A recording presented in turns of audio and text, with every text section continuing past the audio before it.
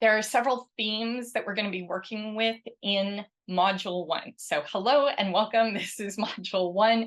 The first and most obvious theme that we need to talk about in Replenish is wintering and winter. And what does that mean in this context? Winter does mean something very specific in this context because this is the fifth course in the seasons of success. We've already done spring, summer, fall, and creating a powerful pivot point.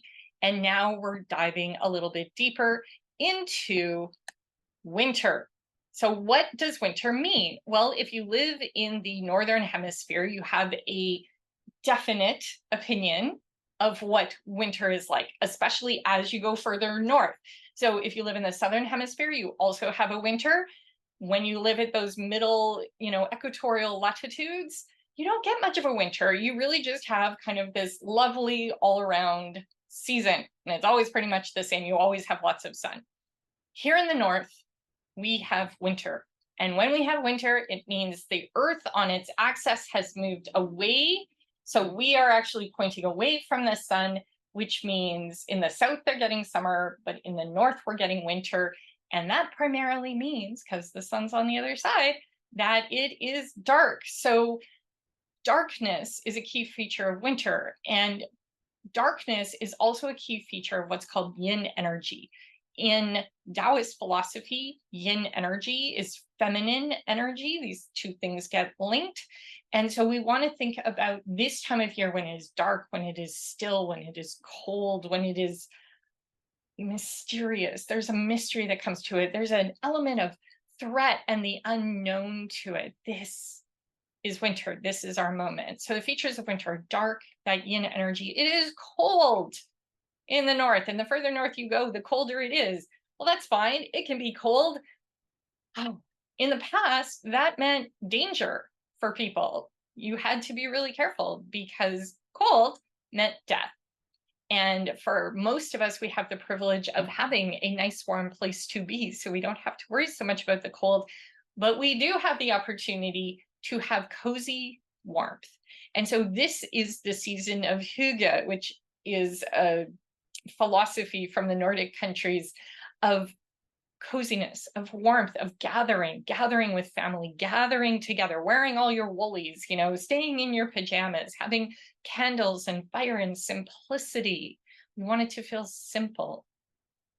We want stillness. When we have stillness, we can go inside and do that introspection. I was talking about that a little bit before, but this idea of inner peace. When you're not at war with yourself, you have space to breathe. You have this feeling of peace. The world outside is more still. We want to bring that feeling in. Winter tends to be slower. This is the season when the composting happens. I know everybody thinks it's in the summer when it's hot, but it's now that the compost actually cools down and seeps down into the ground. One of the things about manure, which is a really great compost, is that some types of manure, especially I'm thinking like cattle manure and chicken manure, they're hot.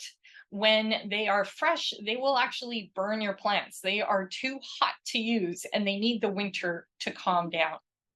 So we want to use this period of time to slow down, to compost, to allow everything that we've gathered into the barns, to allow everything that's going on to just chill.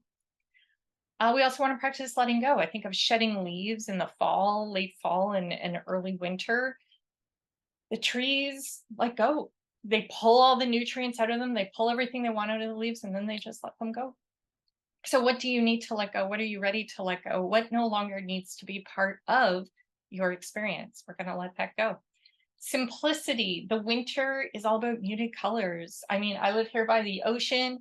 The ocean on these gray days blends into the sky and everything is a muted palette. And some people really have a problem with that. And there are things we can do about that we'll talk about when we're replenishing. And there's also a beauty in that. The diminished stimulation, the ability to actually just allow yourself a bit of rest with that simplicity. Continuing with rest, winter is also a time of hibernation. So this might feel like a time when you just want to crawl into a cave and not talk to anyone. And that's okay too. just know that that is what is natural in this season, is to slow down, to use up your stores of energy, maybe to eat a bit less and just relax and get more sleep. Winter can also be quite harsh. Wintering as a concept is an energetic thing that we can get knocked into. I talked about this in the prep week. It can be from grief or a loss or a shock to our system.